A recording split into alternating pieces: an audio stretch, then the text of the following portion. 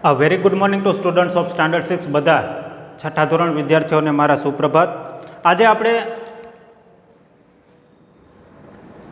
જે તે ચેપ્ટર ચાલી ગયા છે એમાંથી બેની પીડીએફ તમને મળી ગઈ પણ હશે અને ત્રીજું ચેપ્ટર છે fought and won. Fought and von.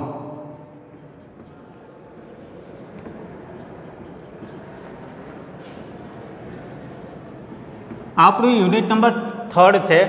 આ યુનિટ નંબર 3 માં આપણે શું કરવું લીથામાં એ આપણે અહીંયા જોવાનું છે.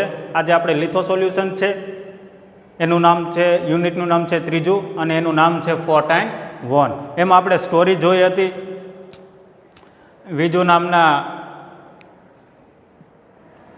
જે તે આપણે જે સ્ટોરી જોઈ અને મદન મંચુર નામનો વ્યક્તિ હતો એની પણ આપણે એક કાવ્ય રૂપે એની આપણે એક આખી સ્ટોરી જોઈ હતી.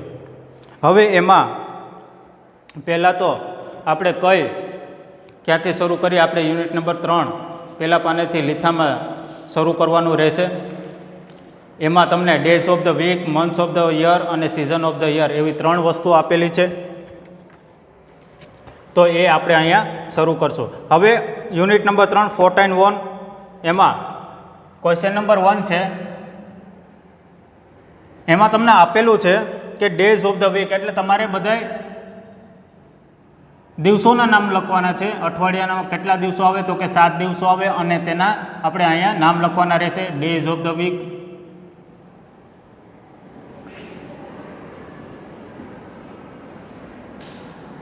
ડેઝ ઓફ ધ વીક છે. પછી એના પછી આપણે જોવાનું છે ડેઝ ઓફ ધ વીક. એમાં પહેલો દિવસ કયો આવે તો કે મંડે.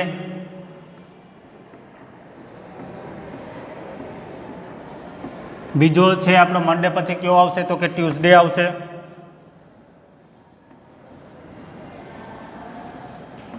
મંડે, ટ્યુઝડે, વેનસડે.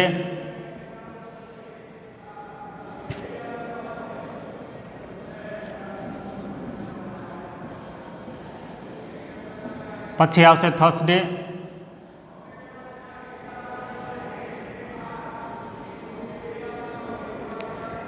થર્સડે પછી Friday, Saturday,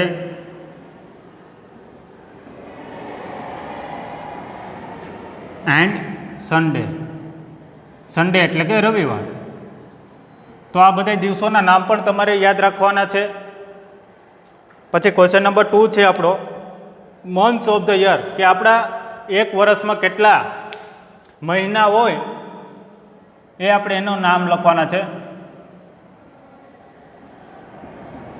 months of the year.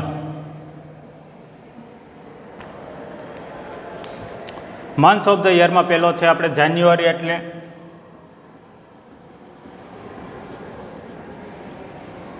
ફેબ્રુઆરી.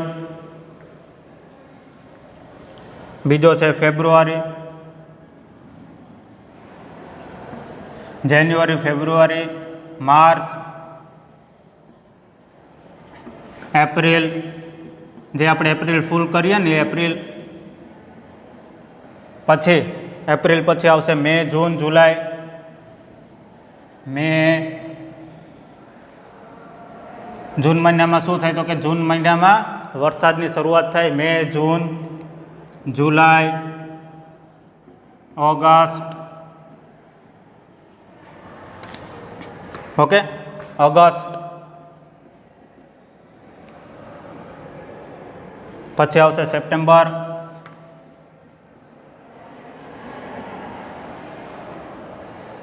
પછી આવશે ઓક્ટોબર.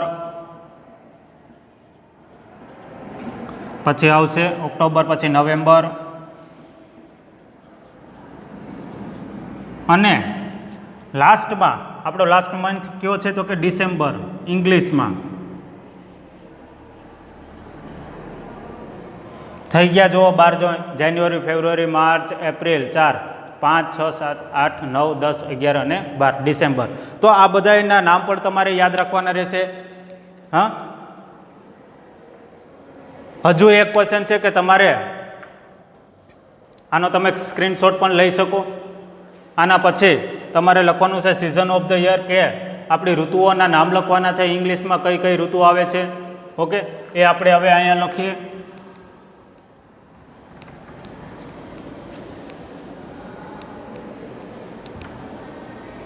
ઋતુઓના નામ. કઈ કઈ ઋતુ આવે? ચોમાસું, શિયાળો અને ઉનાળો. Means monsoon, winter and summer. Okay, so here the seasons of the year.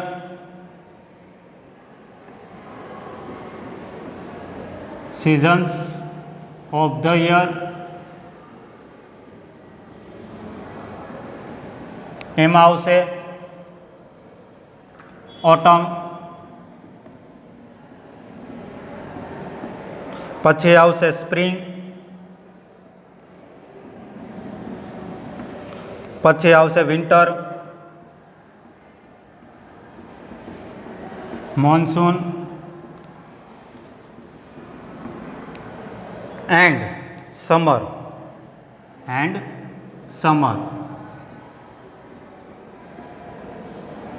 હવે સ્પ્રિંગ સિઝન એટલે શું અને ઓટમ સિઝન એટલે શું? હવે ઓટમ એટલે કે જ્યારે ફૂલનો ખીલ થાય ત્યારે ઓટમ સિઝન કહેવાય, અને સ્પ્રિંગ પણ વિન્ટરની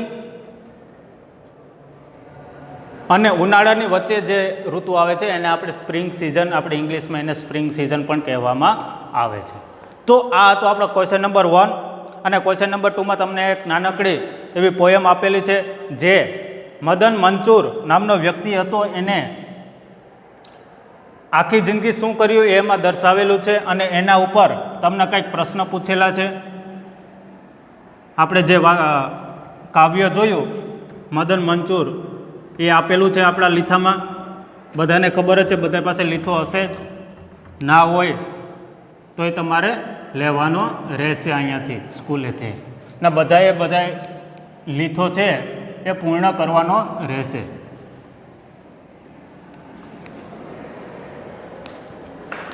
તો હવે છે આપણે મદન મંચુર કાવ્ય વાંચો, તેના આધારે માગ્યા મુજબ જવાબ આપો. Madan Manchur born at Janakpur, studied at Gyanpur, worked at Karampur, married at Jivanpur, fell ill on Friday, admitted on Saturday, worse on Monday, died on Tuesday, cremated on Wednesday. This was the story of Madan Manchur. હવે આના ઉપરથી તમને અમુક પ્રશ્ન પૂછવામાં આવેલા છે અને એના જવાબ પણ તમારે લખવાના રહેશે. તો પહેલો પ્રશ્ન શું છે? તો કે પહેલો પ્રશ્ન, whose name is mentioned in this rhyme? Whose name is mentioned? Whose name is mentioned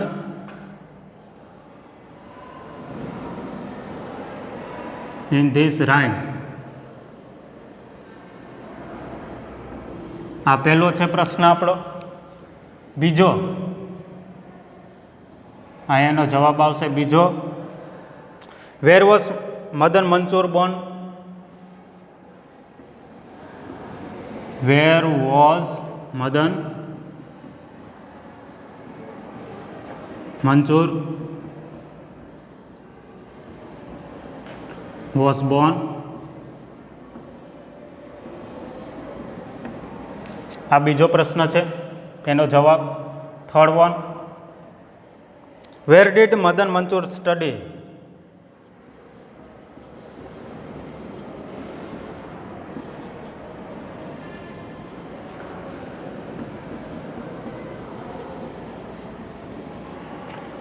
Manchur studied. આપણે કાવ્યમાંથી આના જવાબો આપણે શોધવાના રહેશે.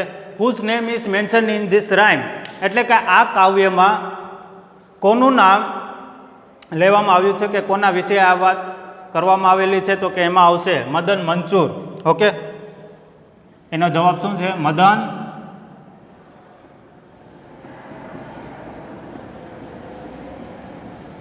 Madan Manchur is mentioned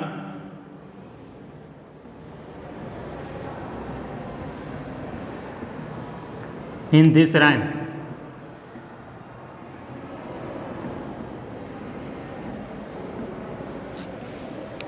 wear was Madan Manchur was born? આપણે હવે જોઈએ કે મદન મંચુર બોર્ન એટ જનકપુર. ક્યાં જન્મ્યા હતા મદન મંચુર? તો કે જનકપુરમાં.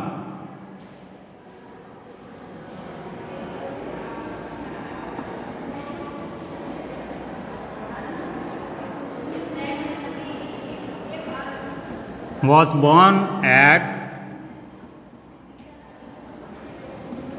જનકપુર. ઓકે, અને લાસ્ટ વન છે where did Madan Manchur studied? હવે આપણે જોઈએ studied at Gyanpur. Madan Manchur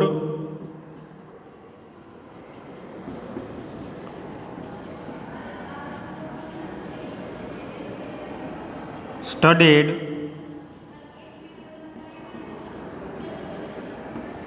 at Gyanpur.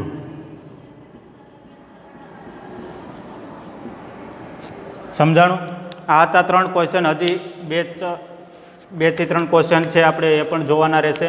પહેલાં આનો તમે સ્ક્રીનશોટ લઈ શકો અને તમે તમારા લીથામાં એને લખી પણ શકો. ઓકે સ્ટુડન્ટ્સ, હવે બીજા 2 ક્વેશ્ચન છે એ પણ આપણે જોઈ લઈએ. એમાં શું કહે છે, શું પૂછ્યું છે આપણે?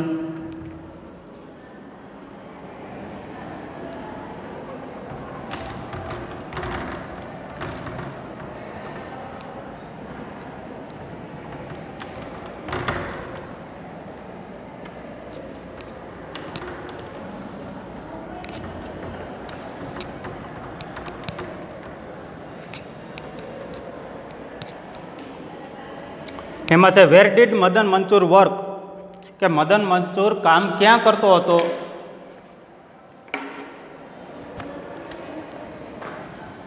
થર્ડ. હવે છે 4th one,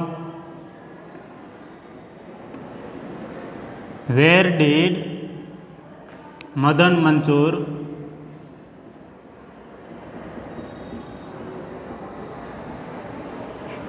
work?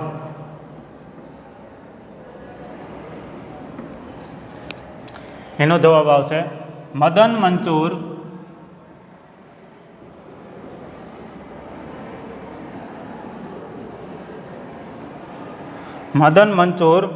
Worked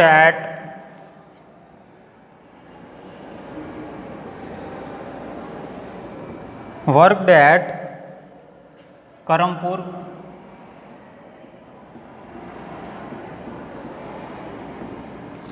worked at Karampur. 5th one છે આપણો છેલ્લો પ્રશ્ન છે where did Madan Manchur marry? Where did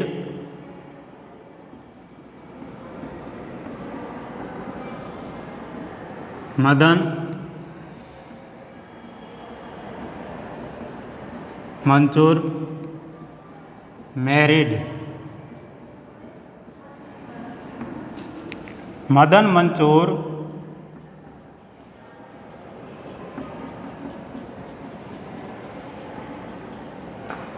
married at Jivanpur.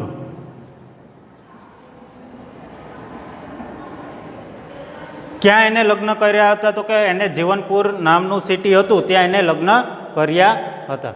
હવે આના પછી આવશે કે હવે આપશે ઓપ્શન છે. ઓપ્શનમાં તમારે એમાં કયો ઓપ્શન ABCDમાંથી તમારે ચૂઝ કરવાનો રહેશે, એટલે કે ABCDમાંથી કયો સાચો છે એ તમારે બોક્સ તમને આપેલું છે એની સામે તમારે એમાં એનો જવાબ લખવાનો રહેશે. આનો તમે સ્ક્રીનશોટ પણ લઈ શકો અને તમારા લીથમાં આ તમારે પૂર્ણ કરવાનું રહેશે.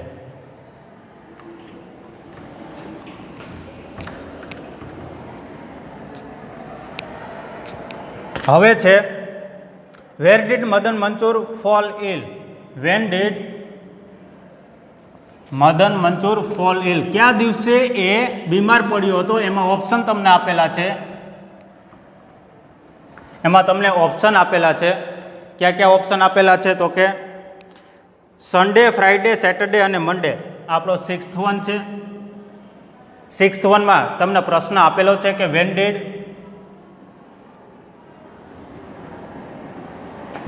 Madan Manchur fell ill, fall ill. Okay, અને તેની નીચે ABCD તમને ઓપ્શન આપેલા છે, એમાંથી તમારે શોધવાનું રહેશે કે કયા દિવસે એ માંદો પડ્યો હતો. તો એનો આન્સર આવશે બી, ફ્રાઈડે. તમારે બોક્સમાં બી લખવાનો રહેશે. 7th one, when was Madan Manchur admitted? When was Madan Manchur admitted? કેને દાખલ કયા દિવસે કરવામાં આવ્યો હતો? તો કે એને દાખલ ક્યારે કરવામાં આવ્યો હતો? તો કે એનો ઓપ્શન આવશે એ અને સેટરડે. સેટરડે એટલે શનિવાર. અને લાસ્ટ વન છે Madan Manchur was on Monday. તમને ખાલી જગ્યા આપેલી છે, મદન મંચુર ખાલી જગ્યા on Monday.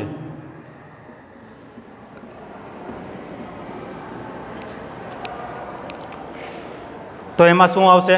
Good, bed, better કે વર્સ? એમાં આવશે ડી, આપણો આન્સર વર્સ, બહુ જ ખરાબ.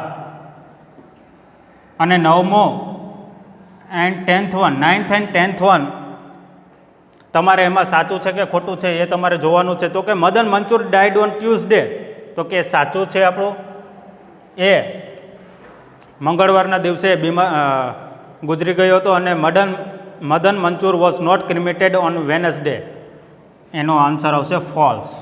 તો આપણા મદન મંચુરના 9 ક્વેશ્ચન હતા એ અહીંયા પૂર્ણ થઈ ગયા છે. તમે સ્ક્રીનશોટ લેતા રહેજો.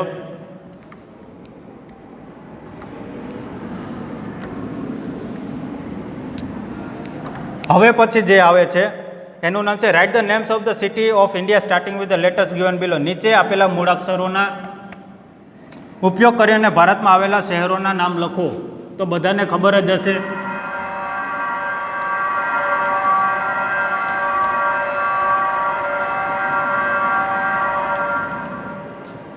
તો એમાં પહેલો અક્ષર આપેલો છે જે.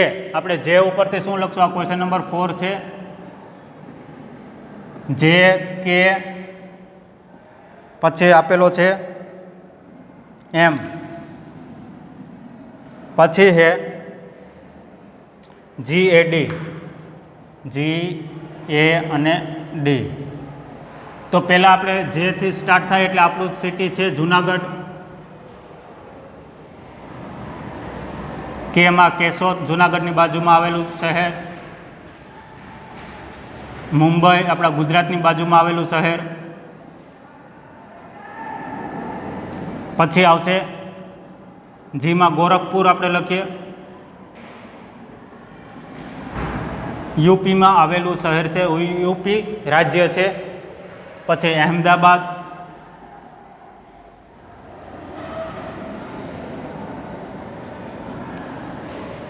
પછી આવશે ડીમાં આપણું કેપિટલ દિલ્હી.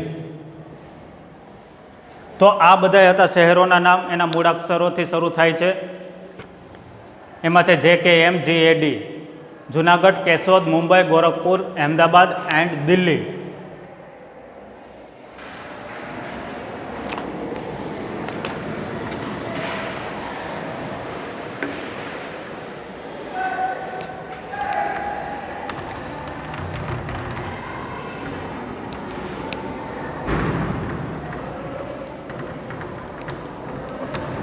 તમારે આવી રીતે તમારો લીથો પૂર્ણ કરવાનો રહેશે.